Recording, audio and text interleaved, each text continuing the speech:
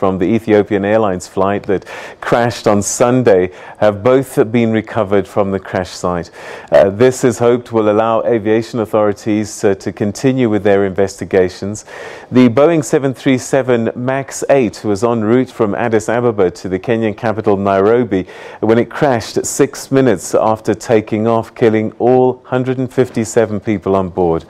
The passengers were from 33 countries, including Kenya, Ethiopia, America, Canada, France, China, Egypt, Sweden, Britain and the Netherlands. Following yesterday's deadly crash, various airline operators around the world have grounded their Boeing 737 MAX 8 planes. China, Indonesia, Ethiopian Airlines and Cayman Airways have all grounded their fleet over safety concerns. And this is the second crash involving this model in 6 months.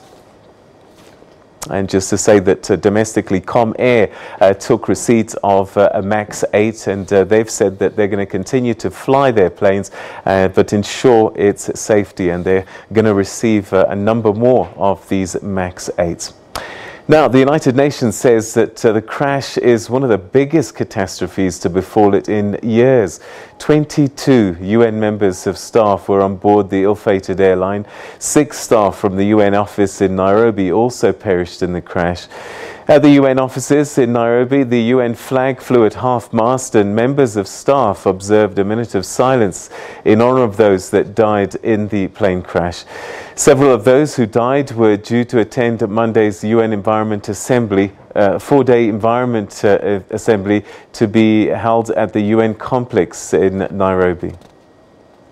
Any news of death is devastating for anybody, and I think what happened with ET30T really had a consequence, because not only are there 159 passengers, it's 159 family members, loved ones, etc. There were about 19 UN staff there. There were about 32 Kenyan passengers in that plane.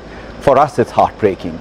And today, when we are starting the UNEA process, the UNEA conference, this loss has been tragic on all counts. It has affected everybody because there were plenty of participants also joining this particular meeting.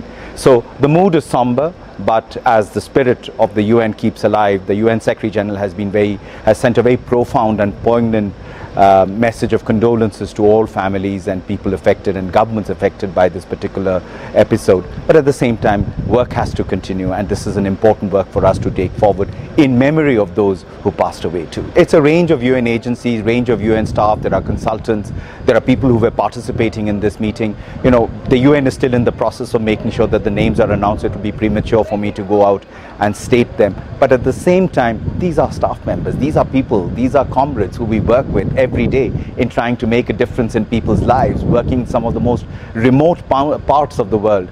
And this loss has been particularly heavy for all of us. It is a day of mourning. It's a day of mourning across the United Nations in the world. The flag is being flown at half-mast everywhere in the world to commemorate and to pay respect to all those who departed.